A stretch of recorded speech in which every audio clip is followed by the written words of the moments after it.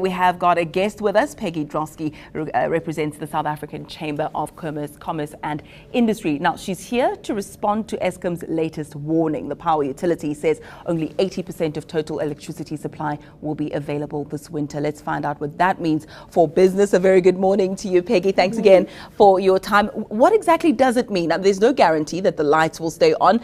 Power supply disruptions, what could that mean for small and large businesses? Well, I think the large businesses have really accommodated this. They had a large lesson to learn from the previous rolling blackouts that we had, and they have cut down as far as they can, and there were agreements reached with the very large businesses that they would use as little electricity as possible. The real issue is the small and medium-sized enterprises, but a lot would depend on what the nature of their activity is. If it is a manufacturing industry where there is a lot of electricity usage, then it could have a very serious impact. If it is a smaller retailer where he can control the customers coming in and going out, it won't have such a big impact. Do you think it's big enough to see a decrease in productivity and possibly a decrease in profitability and lead to job cuts? Do you think it's that big? It depends on how far the rolling blackouts are implemented. Eskom have so far not said that they will institute rolling blackouts, but they have warned that there could be blackouts. And a lot would depend on how much we can save as every consumer and help the businesses to keep going, because obviously that is where the jobs are going to be at risk if we don't. And a lot of companies in South Africa, especially SMEs, are dealing with a lot, including labor costs, etc. Is it realistic for them to also have to prioritize electricity supply now? You know, part of the problem is that we have to face the fact that we just do not have the capacity that is necessary to keep us going. And it is very difficult for them. It's not going to be an easy walk. But if they want to survive, they're going to have a look at how they can actually cut down on their electricity usage. Perhaps not switch on as many lights as would normally be the case, switch off the computers when they are not being used, that sort of thing. And every single little bit is going to help. Including getting a generator? Including getting a generator. Quite a large number of outlets already have generators, which they purchased in 2008.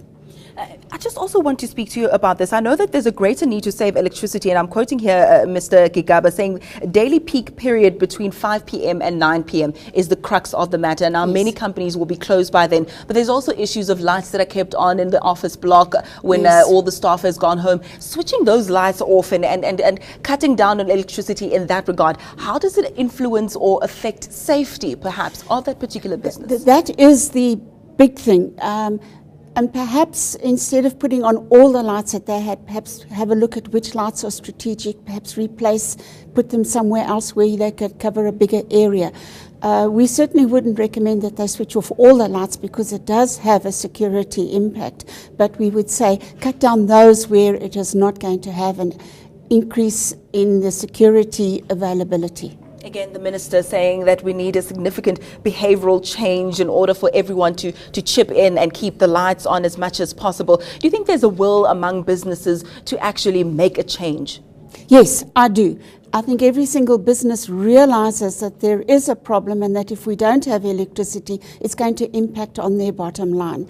But Eskom has got that 49M campaign which they are running at the moment. And I think that if every single consumer, whether they be a business person or not, just takes into effect the plea that Eskom has made with the 49M, and it's a very simple thing. You've got 49 million people who would be using electricity and 49 million index fingers. Just use that finger to switch off a light, and even that will make a big difference to the usage. And also, when it comes to staff members, do you think that many businesses, managers should make a concerted effort to educate the staff about, safe usage of perhaps computers or the hot water in the bathroom, etc.? Do you think that there's an effort to try and educate the staff?